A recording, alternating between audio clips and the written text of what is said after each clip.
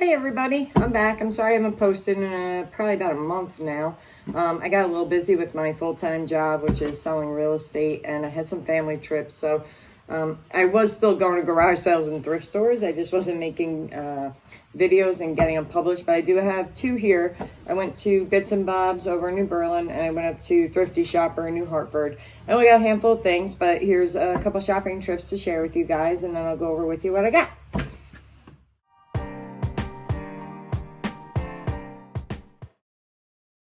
All right, we are back at Bits and Bob's, and right off the bat, I found this really pretty set of china. This is Regal china, their Starlight pattern. Not worth a whole lot resale, but still really pretty vintage dishware. This caught my eye. I figured it was going to be Italian and hand-painted. It has that attached dip bowl on it, which is really cool. And I like the pattern on it. It was marked Italy on the back, and they wanted $5 for it. It was just nice. It wasn't overly done with a lot of colors, just a nice, simple serving dish. Let's see, what else do we find over here? This one, I didn't actually look this up yet. It also was, I believe, marked Italy. And it's a nice full set. No, it wasn't marked Italy, but it does have a number. Kind of looks like what you see on Italian stuff. And then this I also thought was going to be Italian, but when I turned it over, I was wrong. This is Portugal. Very pretty basket, and this was in great condition. I think they only wanted like $3 for this one, and it didn't seem to have really any chipping or damage. It's a nice piece. Moving right along here, the piece of Bristol glass. I thought this might be worth picking up, but when I started looking it over, I could see it definitely had a lot of wear on it, some fading and scuffs and scratches. It doesn't really pick up on the video, but I just kind of felt like it might be a little bit tough to sell it. Ironically, the crane, I think it's a crane, and the flowers were in good shape. This was a nice cookie jar. I assume this also would be Italian. It was so cute. It was in the shape of a bird cage. I loved it. Going back over to my favorite shelves, this is where they have a lot of the depression glass, and I found some art glass pieces in here. And these are just super fun shelves to kind of like dig through and peer through because they just have so much in there. You really kind of got to like dig a little bit to see it all. What do we have over here? I think that was just a FTD vase and a couple of basic things there. I found these two hobnail pieces. So this one I think is Fenton. It's got the hobnails on the bottom. And then this one I'm going to guess is probably like Anchor Hocking or something like that. Or whoever else did the hobnail, Hazel Atlas. They all did. But this one also had a crack on the rim. They weren't a match set. This was cool. And I actually wish I had grabbed this. It wasn't marked. It was a very unique piece. It did look like it had like 24 karat or 22 karat gold on it. It did have some chipping. And I think I put it back with the thought of like going back and grabbing it, and wound up leaving it behind. This is the trellis pattern by Ellie Smith, that tall compote, some Indiana tiara glass, that diamond point vase you saw there. And then this vase, this had like a nice Art Deco look to it, and it had a nice weight too. So I didn't think it was like, too cheap. I figured it was probably, at least the 40s or something like that. And I almost grabbed it, but I decided I'd just take a snap from the video and look it up and see what it was. And I did see a bunch of other ones listed real quick when I looked. This is a nice Capodimonte vase, and like they all have chipping on them, so I left that one behind. I've only ever found like one piece of Capodimonte that was in good condition. A little bit of tonalla back there. This is McCoy, I believe, their pitcher and basin. And then this was cool. Kind of almost looked like silk screening on there, the buildup of the enamel on it. And it was a mass-produced piece. They were looking for $10 on it, and I didn't feel I would have too much room there. But it was still a very pretty vase. It definitely caught my eye. And these have actually been there for a while, these two tall mid-century pieces. And they're in such good shape, it's hard to believe that they might be from the 50s or the 60s. They might be something later, like an 80s reproduction, and I've only seen like one other example of them. This piece I like only because I have a few pieces of this in my death pile, and it just has a nice vintage feel to it. I might keep them or just continue to build the setup a little bit. And then some of the Anarco fruit pieces here, the decanter and basket, or the fruit in the basket, decanter, I should say. I use words really well. And then in the front was the hobbyist version of the salt and pepper shakers that look kind of similar. And then they have like so many tureens and gravy boats. It's almost hard to know what would be, worth anything because they have so many. You'd have to kind of sit there and go through them all and figure out what's what. That one, I believe, was made in Germany, but the mark was a little bit blurry. They have great figurines, and I'm not like a figurine person, but they got your happy pigs, your silly pigs, your musical pigs, more goofy pigs back there. Look at all these pigs are happy. I'm just going to note, I have worked with pigs in real life. They're not this jovial. I've seen these before. These are these ceramic chess pieces, and they are really cool. I think they only go for maybe around like 20 or 25 bucks. And I forget what they were originally branded from, but they're pretty cool. I see them around. It'd be fun to have a little collection of those. What else do we find here? They had the mason jars. This is kind of like their back room stuff that hasn't really gotten processed out yet. This was a nice little perfume atomizer, if that's what it's called. And I thought it was older, but then I saw it had a mass-produced sticker on the bottom. Check the lamp section really quick. This pair of yellow and white lamps, I might go back for because they are pretty cool. They're not like floral, like that foofy kind of thing. They just had some nice, like, vintage vibe to them. And they didn't have, like, too much else going on here today, but I did hope that lamp was still there because I did want to grab that one. This is by, I believe, Dina China Company, and they made lamps in the 50s and 60s that had this kind of gold, almost like sponge paint looking effect. It really looks like somebody sponge painted it. And so I did grab that one. And then this was just a small piece of carnival glass. I'm always looking for patterns that I haven't seen before in carnival glass, just to kind of learn things, and it's usually cheap enough that I can kind of buy it and take it home, look at it type of thing, and learn. Because some of the carnival glass can get up there in price. There is obviously a market for it, but there's a lot of it that is, oversaturated the market too, and you'll never sell it. Of course, I was going to pretend this was Blanco for a second, but it's Pier 1. I knew it going to grab it, that it wasn't going to be what I thought it was, but I was hopeful. And then this one I still have to look up. I have not seen this pattern before. I think it's called Tornado by the Thompson Company, and I took a quick look, but it's not that pattern. But it had that nice crimped edge on it. I do like those more unique pieces that you don't see regularly. And then those vases have been there forever. I feel like they're probably worth something because I've passed them up like 600 times already. But then again, they also look like they're from Marshall's 1987. And this was a nice little drip pitcher. I do think it was, if I remember, it was a mass-produced kind of thing. And then down here, this is a piece of Fiesta ware. This is their yellow coffee pot, but it had a lot of chipping on it. And it did have some fading of the color. Otherwise, I think I would have grabbed it because it's a nice piece, and I think that would have probably resold easily if it was in better condition. But for now, it will stay there.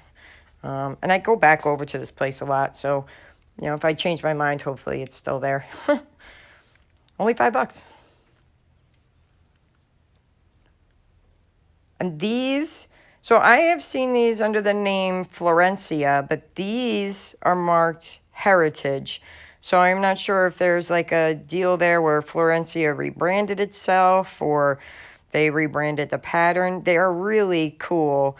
I think there was a set of 6 of them. All right, so now we are over at the Thrifty Shopper in New Hartford. And we will check the Christmas section first. Excuse my terrible filming. I am planning to improve that. I actually ordered some gear to help my filming improve and be able to see the top shelf better. This was like a ice bucket type of thing. And I'm from Long Island, so anytime I see like harbor scenes and sailing stuff and mariner type stuff, I kind of get drawn to it and want to know what it is. But it wasn't anything special. It was actually kind of flimsy. And then as I walked over to this, I was like, this is not glass, like sitting here on the shelf like this with all these curly cues. And it wasn't. It's plastic. Cute little spoon rest. I don't believe this was marked on the back. Frosty the Snowman. Why is it that Frosty the Snowman is the Christmas character kitchen decor choice? Like, I see more Frosty stuff for the kitchen than any other Christmas character. I never really understood that. I mean, we can get more Santa spoon rests, and see, there's more Frosty. It's all Frosty for the kitchen. It's not fair. What about Rudolph? Rudolph could be a spoon rest. This was just a little hobbyist piece. It was marked D. So this is definitely a mold company, like a ceramic mold company. You buy the piece from and paint it yourself. I've seen that D before, but it said Lara in crayon on it. So it was somebody's project at one point, and I like Lara's color choice. It was pretty groovy. Let's see, what else do we have over here? Wasn't a lot. Like, this Thrifty Shopper has not been as giving as it used to be. When I first started on eBay, I used to almost fill my cart every time I was there, and now most of the time I get out of there with like maybe 3 things. I was just checking this out because I know some of these, I think there's like a specific artist, but I think some of those masks can be worth money. I don't know anything about them, but I flip it over and look, and it is mass produced. This was the second time I came across one of these in a week. I saw one at a garage sale and didn't look at it, and then I saw that one. I was like, okay, maybe I should take a look. Now that I see another one, if the universe is telling me, and I like to think I know about figurines. Watch this one. No. I don't know anything at all about figurines. The closest I know about figurines is Breyer horses, those plastic horse models. I collected a bunch of those when I was a kid. And I generally do wind up getting drawn to hobbyist pieces just because of the freeness and the glaze. It doesn't seem so structured sometimes, but this, I am also always looking at the crystal stuff because I know Steuben makes some of these smaller geometric paperweights, and I don't know a lot about Steuben, so I'm hoping I can find one out in the wild somewhere and learn to identify them a bit better. I know of Steuben saddles, and that's a whole other area of hard craftsmanship because those saddles are super hard, and they're very uncomfortable to ride in, but that's a different Steuben. Little courier knives. This was another hobbyist piece, and I almost bought this because I love that cobalt blue glaze, and if I were shopping for myself, I think I would have bought it. And honestly, I think I told you guys I sell real estate. I should have bought it for staging because that would have been beautiful to put on somebody's side table or whatever. It did have a lot of chips around the rim, which is why I don't think it would do well as a resale piece. It had definitely been beat up a bit. This is the diamond point Indiana glass pattern. I see a lot of these. They're still really pretty. And sometimes I think they're Indiana, and then sometimes I think they're Indiana Tiara glass. I don't know if there was like a Indiana made it exclusively first and then Tiara made it second. I see these a lot. I believe they're made in Italy. They are a pretty vase, but if you go on eBay, you'll see there's like 6 gajillion of them listed, so not really worth it from my point of view, but still a nice vase. And then this I picked up, and you know, I did the classic thing, like I kind of like looked it over, and I picked the lid up to make sure the lid wasn't cracked, but I didn't take a good look down inside. And actually, when I got home, I realized, that it was pretty cracked inside. I don't think that it's going to hold water for anybody. Might just be a decorative piece at this point. Headed over to the plates. Some of these plastic plates are just super fun. But this was just a set of 3, and I like the pattern on them. But again, not shopping for myself. So onward we go again, see what else we can find. Some more of this stuff that I can never remember the name of, but I see it everywhere. And then some antique-looking porcelain. That's the red crown on there. I did not identify it, though, so I'm not sure who it's by. I don't think it's like Irish Prussia or anything like that. And then glass vases, 20 count. I got to check the box out. They're just plain glass vases, nothing fancy. And they really didn't have very much over here in the vases today. And I tried to be good and go slow and make sure I look behind everything and under everything. Barcode, no good. And then I saw this over here. I was like, oh, look at this little crimped edge blue vase. And I thought it, you know, at first it could be something, but I picked it up and it's very lightweight. And then I kind of looked it over and I was like, oh, wait, this is painted. This is enameled. It's not like a case glass. And oh, look, here's another one in gray. So probably, you know, not anything too special. Again, they were really pretty, but they were probably a home goods kind of piece or Marshall's, something like that. Nothing in the red. A bunch of florist vases up here. This one was cool, but this was a Teleflora. And I shouldn't really knock Teleflora or any of these brands, because some of them do make some very nice vases. And I guarantee you, maybe like 20, 30 years from now, there'll be a market for them, like that rare Teleflora vase. It's going to happen. This I thought was like kind of a dip vase. I used to do enamel dipping on glassware. So the paint on it kind of caught my eye. It looked like dipware. But then it had the gold on it, which made me think it was a little bit older, maybe mid-century, but it had a modern label on it.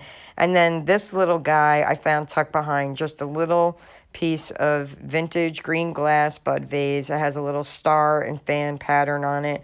$1.99, just super cute little glass. So that would look very pretty on somebody's windowsill with a few flowers in it. Moving right along. Oh, look, here's more of the dipware. So this just confirmed to me that it was a very recent piece. I looked at this hoping it was Pioneer Woman. Temptations gets me again. One of these days I'll know better. One of these. Well, probably not. Let's be serious. I don't learn easily. And then just checking out the artwork to see if there was any sort of like decent embroidery or crewel work. This kind of drove me crazy because they put so many price tags right on that print itself. Otherwise, I would have considered getting it. Somebody did a nice puzzle job there. No good word art today to share with you. A nice racy picture. I think that's... I've seen those before. I think the guy's name is like Nagel or Nagel. I'm sure he's in the Metropolitan Museum of Art, but that was just a print. Same thing with this. Always looking for that oil painting. You know how it goes. But usually up by here, most of the actual paintings are kind of in the style of Bob Ross, just because we have beautiful landscapes around here that people try to capture. And that was pretty much it. This was another cool print, but no. Right, so the first place I went was Bits and Bob's, and I did grab the cookie jar. This is really cute. It's got the two birds on it, and it says cookies. There's two birds on the back, and then on the bottom it is marked Italy. It's got a little bit of chipping on it, and they only wanted a few bucks for this. But how cute is that? So that was a good score. I like that one. This was also from Bits and Bob's. This is, I said in the video, this is by, I think a company called Dina. I don't think it works. The cord is like brittle, like straw. And I don't rewire lamps before I sell them. I basically sell them like untested, not working. Just because I don't want to accidentally not wire it correctly and cause somebody to have a fire in their house. So I leave that up to them. That might seem cheap, but I think that's safest for everybody. Just, you know, I don't want to screw up somebody's day. But yeah, so this has that like nice gold marbling on it. And I think the pattern actually is called Atomic Swirl. They're really pretty, very obviously mid-century. And then this is supposed to be Dina China. They did like 22 and 24 karat gold. And it was funny because I went to clean it up and it looked all like scuzzy, and then I wiped it and it wiped perfectly clean in like a second. So I think that's actually gold on there. And then, what was the other? Oh, so this was also from Bits and Bob's. This is Tonala, and it does have the KE on the bottom for Ken Edwards. So that is a really pretty piece. I've seen a few of these. This one has a little bit of a nice luster to it. It's a little bit more glossy, but it has the birds and the flowers on there, and it's in really good shape. Like I said, it's marked on the bottom. This is the collaboration of, I think it was Fred and Barbara Myers with Ken Edwards. There was a sticker on here that said made in Mexico, Fred and Barb Myers on it, but I accidentally ripped it when I went to clean the vase. So I actually thought I put it in there so I could include it, but I don't see it in there now, so I might have lost that. And then we went over to Thrifty Shopper, and we found this cute little hobbyist piece. And like I said, it's marked with a D on the bottom. I don't know if you can see the D there, but I don't know what mold company that is. And I did try to look it up, but I didn't find anything. So if anybody knows, I'll give you a closer look there. That's the D on the bottom. And then, so I grabbed this, and I did the typical thing in the store where I looked at the lid and the rim and made sure they weren't cracked. But when I got home and I looked at it, the inside of it is very cracked and very scuzzy. It's got a lot of residue in there. So this thing has had a life. This has done all the tea serving it's probably ever going to do. And I'm not sure what I'm going to do about this one, whether I will sell it or keep it for staging homes. Like I said, I sell real estate, so I use a lot of this vintage stuff to stage homes. And then oftentimes when people buy the house, they wind up keeping the things. So not only do I sell them on eBay, but I also replenish my staging stock. And that's not an excuse to buy more vintage stuff. And then this little green bud vase here, this is also a Thrifty Shopper. Just cute, he's like sitting there lonely on the shelf, $1.99, and he needs a new home because he's pretty cute. Look at him, it's just cute. And then that was it. That's all I'd gotten out of those two trips. Bits and bobs is tough because you can go in there and easily spend a couple of $100, and I try not to do that. I've told you in the past, I try to typically keep my shopping budget to around $40 for whatever I'm doing that day, whether it's thrift stores or garage sales, whatever.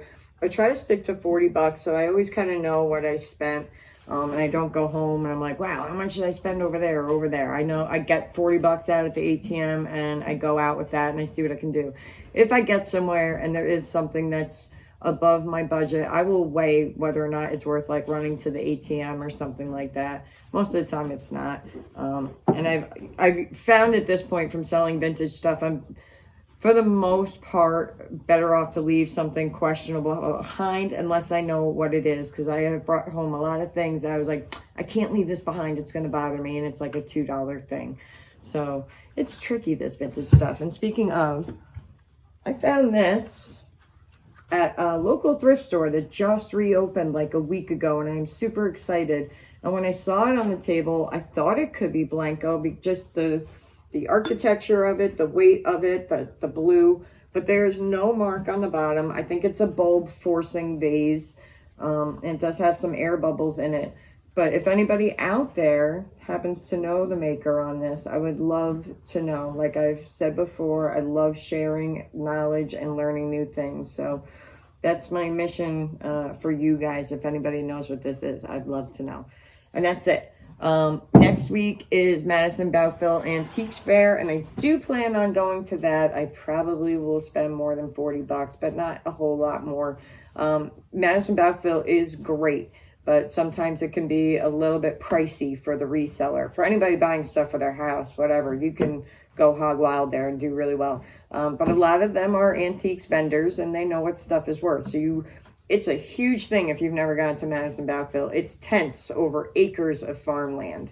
And you got to do the footwork there to find the treasure. So I will take you along on that. I'm hoping to get there at least 2 days. I'm going to give myself, I usually only go like one day and try to walk as much as I can. But for you guys, I'm going to try for 2 days this year. All right, so that is it. I will see you. I might have one more video to put up. I'm going to a church sale, sorry. Before Madison Bouckville, so keep your eye out for that. All right, and I will see you guys next time. And again, I need to know what this is. Bye.